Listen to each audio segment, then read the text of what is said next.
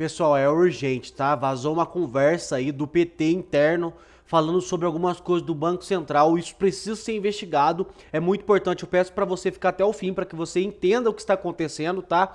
E claro, eu queria pedir para você deixar aqui embaixo o seu like, o seu comentário, o que você pensa sobre tudo isso, é importante, tá? Comenta aí da onde você fala, é muito importante, amigo. E me ajuda também a se inscrevendo aqui nesse canal. Esse canal é novo, tá? Tô subindo ele agora, então me ajude a crescer. É importante. Pessoal, eu quero mostrar a conversa vazada interna aqui do PT, mas antes, claro, eu quero mostrar o que a direita conservadora passou para o Brasil e para o mundo nesse evento que teve, que foi um sucesso, explodiu, né? O Bolsonaro esteve também, Javier Milei veio ao Brasil, muita coisa aconteceu e tem aqui a fala do Salles que eu preciso mostrar, porque ele escancara a verdade. E você precisa me ajudar a compartilhar, tá? Olha só, pessoal. Aprendi muito no governo e fiquei muito triste quando ele foi lá fazer o L, dizer que Lula é Lula, Lula, Lula, aquela coisa toda. Vocês imaginam para mim, que fui secretário particular dele, secretário de meio ambiente, fui exposto na Folha de São Paulo, primeira página, quando eu assumi a secretaria, dizendo Alckmin nomeia defensor da ditadura de 64.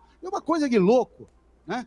Quanto que nós somos perseguidos, mas sempre de uma forma coerente, sempre de uma maneira coesa, com os mesmos princípios, os mesmos valores. São 18 anos atuando nessa linha, 18. E esses 18 anos fizeram a gente ver muita coisa. Eu fui candidato a deputado em 2006 pelo PFL, fui candidato com o nome Por uma Nova Direita, depois fui candidato de novo, o PFL tinha virado DEM, fui candidato pelo DEM, naquele ano, 2010, uma frase, chega de PT. Aliás, nós fizemos uma campanha tão bonita, tão bacana, tão ideológica, né? Fundada no voto de opinião, que, em geral, o pessoal que gosta de máquina, né? O político que gosta de campanha feita com dinheiro, com máquina, com aquela coisa toda, não faz campanha ideológica. Campanha ideológica é para quem tem, em primeiro lugar, ideias. Em segundo lugar, está disposto a lutar pelas suas ideias. Inclusive, até correr o risco de perder a eleição. Mas é melhor perder a eleição do que perder a dignidade. É melhor você ter a sua firmeza.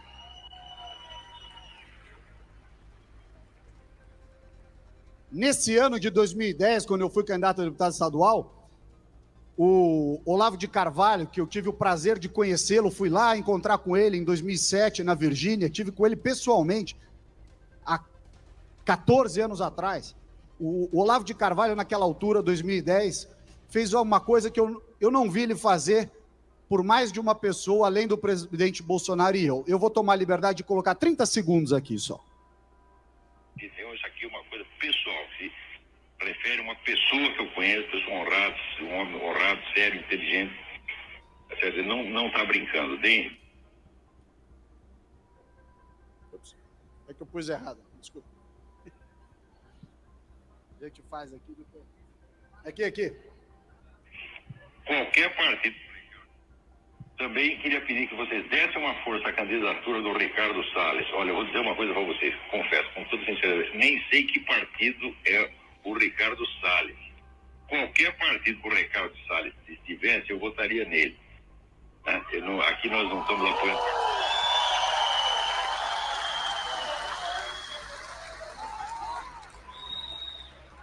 Meus amigos, Eu entendo o Olavo de Carvalho, porque realmente o Salles é uma pessoa que luta muito pelo bem do nosso Brasil. esse negócio de partido é uma besteira. E por quê? Porque no Brasil, infelizmente, nós temos uma tradição que as pessoas, os valores, etc., eles não estão ligados a partido, eles estão ligados a pessoas. Quem é o nosso líder? É o Bolsonaro. O Bolsonaro foi de 10 partidos. O Bolsonaro liderou as suas campanhas de vereador, depois deputado, depois presidente da República, em vários partidos. Bolsonaro foi do PP, do PSL, agora é do PL. O que importa é o que você acredita, o que você defende. Nós vimos isso ao longo de todos esses anos. Infelizmente, e eu aqui digo isso com muita tristeza, eu gostaria de dizer o contrário, como são os americanos nesse aspecto, dizer, não, você tem partidos com ideologias claras, você tem partidos com visões claras. Não é isso que acontece. Nós da direita temos que aprender a defender os nossos valores, as nossas posições. Nossos valores e nossas posições são o que nos movem. Eu fui ministro do Bolsonaro depois de ter sido secretário, candidato a deputado, como eu disse, federal em 2006, estadual em 2010, federal novamente em 2018, pelo Novo dessa vez. Acreditei numa visão que eu acho que é correta, uma visão liberal, conservadora, de direita, mas não contava, como diz aquele desenho do Chapolin, não contava com a minha astúcia, não contava que lá estava o Amoedo, um dos caras mais babacas da política brasileira. E esse cara atrapalhou todo mundo lá no partido naquela época que era de direita. Ainda assim eu fiquei como primeiro suplente. Estava pronto para continuar, meu trabalho é na advocacia, eu não vivo da política, eu sou advogado. Deu certo, deu, não deu, toco a vida. Aliás, é meio caminho para alguém fazer besteira, o cara dizer que ele precisa se eleger. Se você precisa se eleger, é sinal que vai dar cagada. Porque você vai fazer qualquer coisa para se eleger e vai aceitar besteira por aí. Então você tem que manter a sua atividade profissional, a sua atividade pessoal, para não depender da política, para ter um caminho, uma alternativa. Exatamente, política não é puxadinho, não é profissão para enriquecer, não, porque hoje a visão que fica é essa, né? Eu acho que muita gente ainda entra na política hoje, não, porque eu vou receber uma partezinha ali, vou fechar com o PT, né? Vou entrar no PT, vou entrar pra vida pública e ficar como? Relaxado, com os companheiros. Não, político para entrar na política tem que já ter uma profissão, já tem que poder conseguir viver tranquilo para não ter que aceitar qualquer coisa para se eleger. Aqui o Salles diz muito bem, se você precisa, você não tem outra alternativa a não ser se eleger, já tá no caminho errado. Mas não é porque você não depende da política que você vai desvalorizá-la. É importantíssimo participar da política. E eu vi aqui ontem, quando alguém perguntou quantos candidatos, pré-candidatos tinham, e tinha um monte. Eu fico muito feliz de ter isso, independentemente de questão partidária, porque é importante que as pessoas de bem participem e preencham esse espaço. Aceitei ser ministro do Bolsonaro com muito orgulho, no primeiro time, aquele que assumiu junto com ele em 1º de janeiro de 2019. E nós vimos o quão aparelhado estava a máquina pública brasileira, o quão aparelhado estavam os órgãos. Nós brigamos contra aquele monte de ONG ganhando dinheiro no governo, aquele monte de esquema de corrupção. Aí vieram os problemas ambientais que vocês conhecem, as queimadas, desmatamento, óleo no Nordeste e tudo. Toda aquela turma de esquerda batendo na gente, era DiCaprio, Macron, Greta, Anitta, todos esses pica-pau aí enchendo a nossa paciência. E agora o que está acontecendo? Recorde de queimada na Amazônia, recorde de queimada no Pantanal. Os mesmos argumentos que eles usavam para nos atacar, agora sumiram. Agora o motivo é outro. Agora é outra coisa. Balela, eles são irresponsáveis, eles falam o que não devem, eles não têm compromisso com a verdade. Nós temos história, temos vergonha na cara, a gente sabe o que é certo e o que é errado, e a gente tem que combater as coisas erradas, dentro e fora da política. Ser de direita é ser honesto, é não fazer acordo com qualquer um, é não aceitar conchavo, é saber que uma das pragas que tem na vida pública brasileira, além dessa esquerda, que obviamente nós somos todos contra ideologicamente, é o fisiologismo do centrão, é a negociação, é o conchavo. Nós somos contra tudo isso. Nós não podemos aceitar e não vamos aceitar jamais. E a direita tem que ter candidato. Tem que ter candidato sempre, ainda que perca. Faz parte do jogo perder. É melhor perder de pé do que ganhar de 4. Eu digo isso sempre. Foi isso que eu defendi, meus amigos, com relação à Prefeitura de São Paulo. Muitos de vocês aqui, muitos mesmo, disseram: eu queria que o senhor fosse o nosso prefeito, queria que fosse o nosso prefeito. Eu queria ter sido candidato, aliás, estaria provavelmente ali disputando o primeiro lugar, como a última pesquisa mostrou, já tinha 18%. Mas tudo bem. Faz parte do jogo, tem um calendário aí, tem uma negociação, tem tudo, faz parte. Mas a direita, aprenda, tem que ter candidatura própria, de direita, e não apoiar qualquer outro por aí. E isso não tem nada a ver com questão partidária, meus amigos, tem a ver com isso aqui, ó, cabeça e coração, valores, princípios, ética. Isso está dentro de cada um de vocês, está dentro de cada um de nós. E isso não está em negociação. Isso é uma cláusula que nós não negociamos. E é justamente por isso, meus amigos, que eu disse anteontem, como todos viram, muita gente também veio falar, eu quero, junto com meu amigo Eduardo Bolsonaro, defender São Paulo nas 2 vagas de Senado que nós temos. Nessas 2 vagas...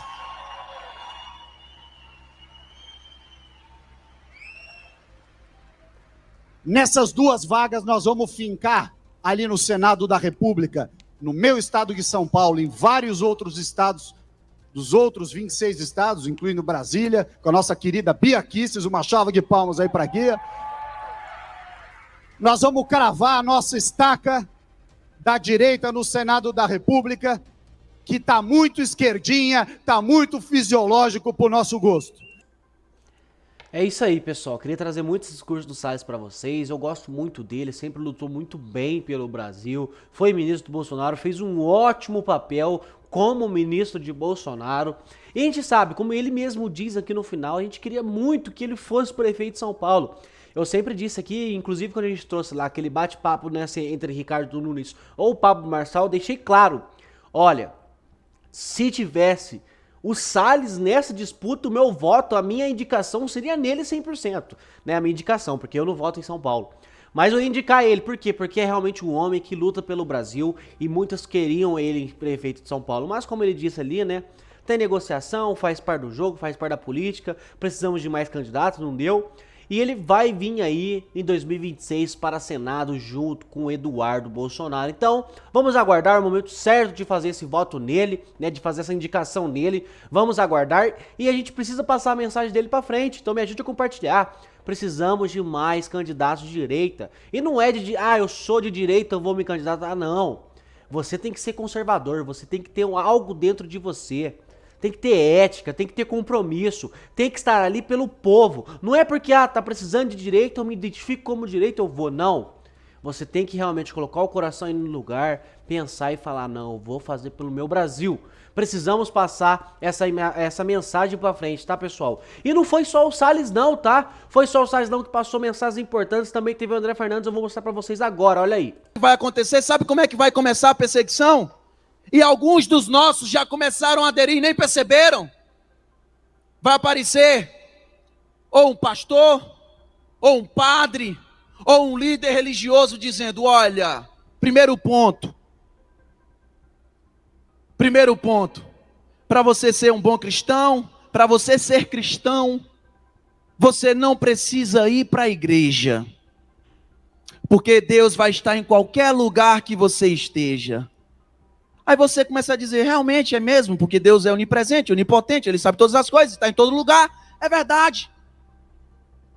Aí você vai ver um líder religioso dizendo o seguinte, olha, você sabia que Jesus Cristo não escreveu nenhum capítulo da Bíblia? E aqueles que escreveram inspirados por Deus? Você fala, de fato foram homens inspirados por Deus que escreveram a Bíblia. Paulo fala isso.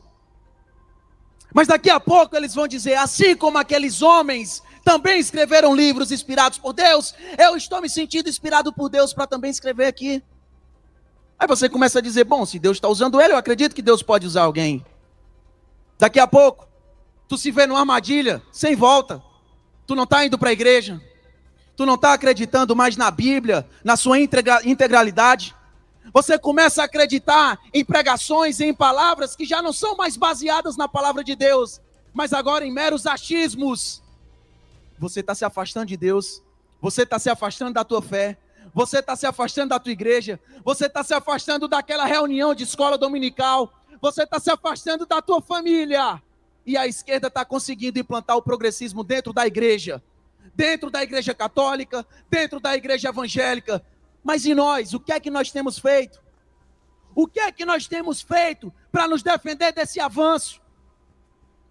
O que é? E aí é uma reflexão, o que nós temos feito para nos defender desse avanço? Ah não, André, mas é porque tem algumas coisas que eles falam e que a faculdade fala, e eu enfrentei também na minha faculdade alguns problemas. Eu venho lá de Fortaleza, eu sou do Ceará, Nordeste, sou nordestino, me orgulho muito de ser nordestino. E a fama que o Nordeste tem para o mundo todo é que é o âmbito do PT, o âmbito da esquerda. Vou te falar, nós estamos mudando a realidade lá em Fortaleza, nós estamos mudando a realidade em todo o Nordeste, mas ainda precisamos fazer um trabalho muito pesado, muito árduo. Dentro da faculdade, meu Deus, isso é no Brasil todo, mas eu vou falar lá do meu interior do Ceará. A faculdade, o professor entra dentro da sala de aula usando máscara de Lula, entrega cartilha, sim, entrega cartilha falando sobre Karl Marx. Eu passei isso dentro da universidade, eu comecei a cursar economia na Universidade Regional do Cariri, universidade pública, estadual. Foi inclusive na época que eu conheci o professor Olavo de Carvalho. E teve algo que foi um despertar na minha vida, e eu vejo aqui que tem muitos jovens, e eu falo especialmente aos jovens. Às vezes a gente entra na universidade, na faculdade, e começa a mudar um pouco o pensamento. E quando a gente chega lá, que tem aquela turminha dos alunos que começam a tirar onda da tua cara. Juventude, preste atenção, estou falando para vocês. Vocês entram na universidade e aí vai ter aquela turminha que começa a tirar onda com a tua cara, dizendo: poxa, cara, mas tu é tão retrógrado, tu é tão atrasado, tu respeita o teu pai, tu respeita a tua mãe, tu fala de Deus na escola, na faculdade. Cara, acorda, vamos sair da bolha, sai da tua caixinha. E aí, foi justamente no período onde eu li o Imbecil Juvenil de Olavo de Carvalho, onde ele dizia assim: olha, juventude que acredita que é revolucionária, porque está lá desobedecendo o seu pai, a sua mãe, chegando na universidade, aderindo tudo que eles colocam dentro da tua cabeça, saiba que você não é revolucionário, você é um covarde. Você é um covarde.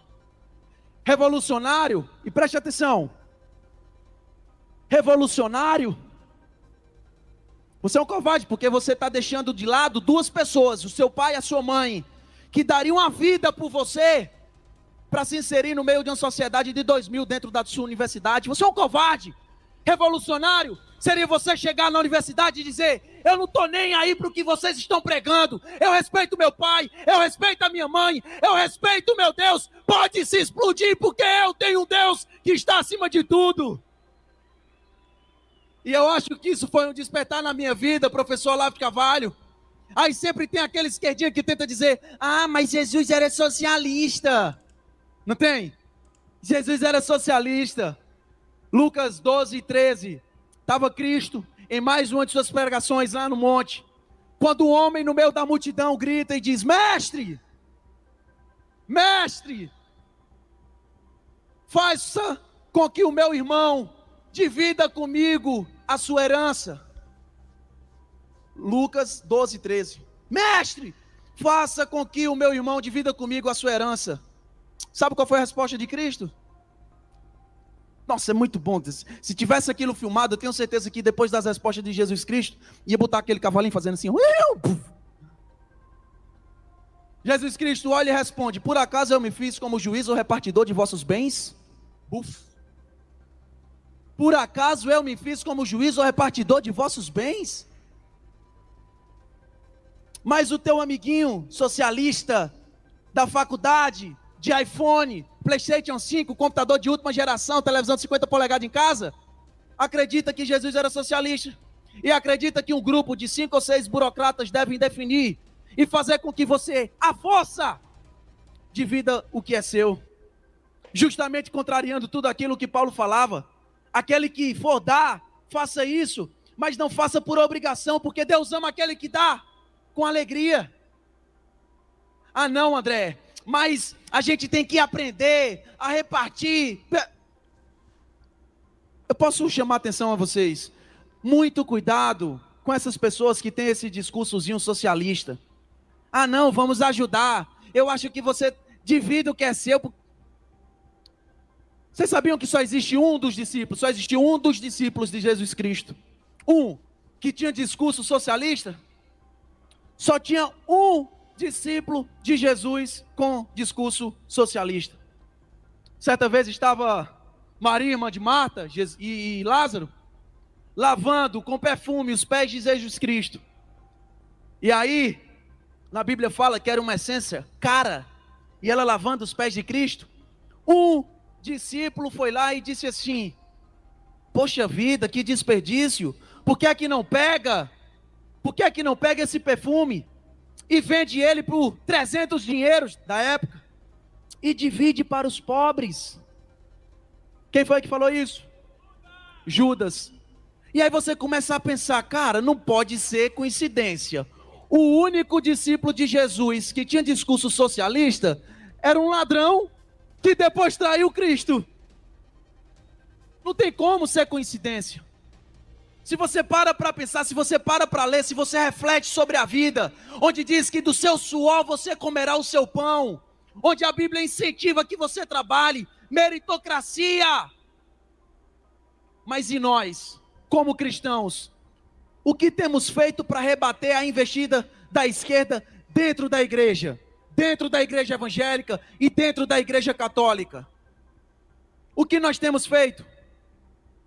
Eu vejo o avanço, isso me preocupa muito. Porque, volto a dizer, muitas vezes nós nos preocupamos com as eleições.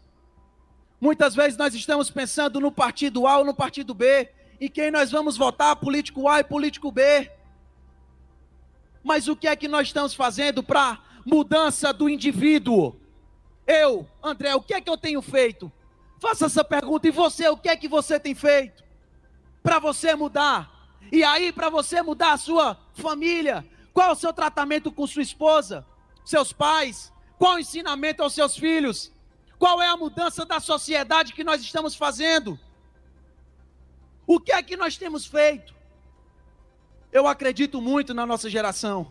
Eu acredito que está se levantando uma nova geração de pessoas, de políticos, de influenciadores, de jornalistas, que mudarão o nosso país. E essas pessoas, inclusive parafraseando Platão, pessoas que pensam no bem-estar da alma. Eu penso que com Ana Campaiolo, Felipe Barros, Gustavo Gaia, Nicola Ferreira, eu, André Fernandes, tantos outros, nós conseguiremos mudar o nosso Brasil agora. Se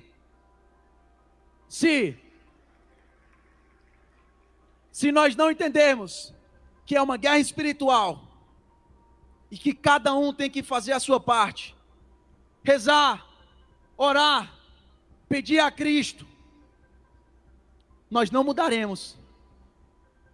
O Senhor fala que se o meu povo, que se chama pelo meu nome, se humilhar e orar e buscar a minha face e se afastar dos seus maus caminhos, eu vos ouvirei do céu, perdoarei os seus pecados e sararei a sua terra. Meu povo, eu quebro o protocolo. Levanta a mão para o céu e repete comigo. Deus, mais alto, Deus, sara a nossa nação. Deus, sara o nosso Brasil. Que Deus abençoe o nosso Brasil e que cada um como cristão faça a sua parte. Meu muito obrigado.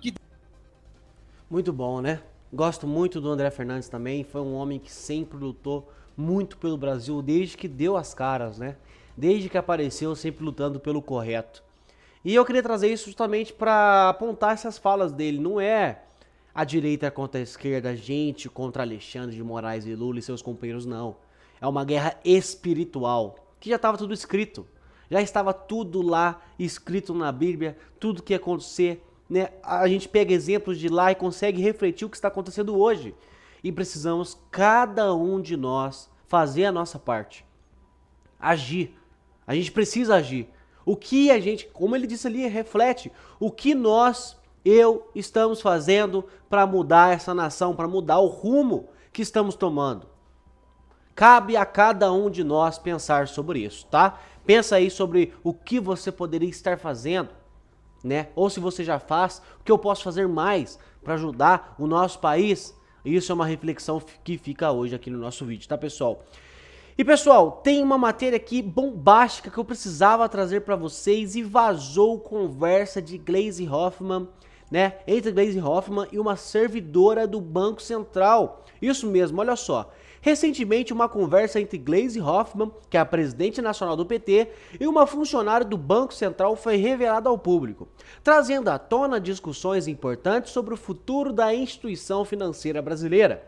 Segundo informações da Veja, nesse diálogo são mencionadas possíveis estratégias para uma reestruturação interna do Banco Central após a saída de Roberto Campos Neto. Isso mesmo, uma reestruturação interna no banco. A revista revelou que a conversa vazada aponta que Hoffmann e a servidora discutiram sobre a necessidade de uma limpa no Banco Central. Esse termo sugere uma reforma significativa na estrutura do órgão que deve ser liderada pelo próximo presidente, cuja indicação caberá ao então presidente Luiz Inácio Lula da Silva. O objetivo dessas mudanças seria melhorar a governabilidade e eficiência da instituição. Eles querem tomar ali o controle do banco para fazer o que quiserem. É essa a verdade. Abre aspas. Se tudo der certo e dará, o próximo presidente do Banco Central indicado por Lula terá que fazer uma reestruturação, uma limpeza geral do banco para conseguir governar, fecha aspas. Escreve a servidora que ainda pede ajuda do petista, do petismo, para barrar a proposta de autonomia financeira da instituição em discussão no Senado. Então, os legisladores estão discutindo essa proposta de autonomia financeira da instituição e a servidora que está lá está pedindo ajuda do petista, para o petismo, que barre isso que está sendo conversado no Senado, por pessoas que nós votamos. Isso mesmo. Resposta a desafios financeiros e salariais. O Banco Central enfrenta desafios financeiros significativos, especialmente relacionados à liberação de recursos pelo governo e os salários defasados. Um dos pontos cruciais mencionados na conversa é a proposta da autonomia financeira do Banco Central, atualmente em discussão no Senado. A servidora expressa a necessidade de apoio do PT para impedir essa autonomia, destacando uma faceta política importante na gestão do Banco Central. Essa questão levanta debates sobre a independência da instituição e seus impactos na política econômica do Brasil. Revisão da estrutura organizacional do Banco Central, implementação de políticas para melhorar a eficiência e a adaptação das estratégias à nova liderança. Então, eles querem que o Banco Central não seja independente. Querem que o governo que estiver ali tome controle total sobre tudo que está acontecendo. Amigo, se o governo, ali do Banco Central não fosse independente, o Brasil já estaria num buraco tão fundo que a gente já teria perdido as nossas esperanças. Graças a Deus tem essa independência no Banco Central e agora a esquerda suja está tentando lutar contra isso também. As repercussões desses vazamentos são profundas, pois tocam em pontos sensíveis da gestão econômica do Brasil. A capacidade do Banco Central de operar de maneira eficaz e independente é essencial para a estabilidade econômica do país. Portanto, é crucial que qualquer transformação dentro da instituição seja conduzida com transparência e responsabilidade. Na medida em que as discussões avançam, o público e os especialistas econômicos estarão de olho nas ações do PT e nas respostas do governo, esperando que os passos dados respeitem tanto a eficácia institucional quanto aos princípios democráticos do Brasil. Então, amigo, com essas novas declarações e essa conversa vazada da Gleisi Hoffmann, o mercado lá fora pode olhar para o PT hoje querendo tomar o controle do Banco Central e falar: não, esse país aí não dá não. Eles querem fazer, e já está afundando o país. O Banco Central, de forma autônoma, de forma muito técnica, está segurando essa bomba que o governo está criando para o Brasil. Aí o mercado olha e fala: já está perigoso. E começa a sair do Brasil, começa a não investir, começa o dólar a subir. Aí vem e vaza uma conversa dessa da presidente do PT falando sobre o Banco Central. O que pode acabar ainda mais, com a visão do país de frente ao mercado no mundo todo. O que pode acabar com os investimentos e com tudo, e desvalorizar ainda mais a nossa moeda. O que o governo está fazendo com o nosso país, amigo, pode ser irrecuperável lá na frente. A gente precisa mudar o jogo esse ano nas eleições para prefeitos e vereadores e em 2026 de presidente e senadores e deputados. Precisamos mudar esse jogo. Precisamos ir para cima. Precisamos continuar nos posicionando na internet e cobrando.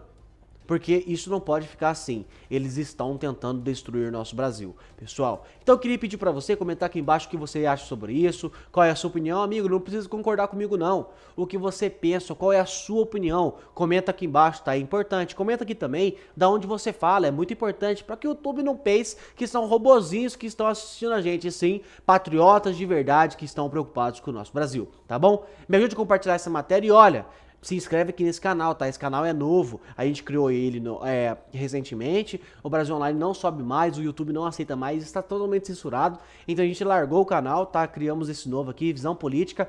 Me ajude se inscrevendo e compartilhando o canal, tá bom? Muito obrigado e até a próxima notícia.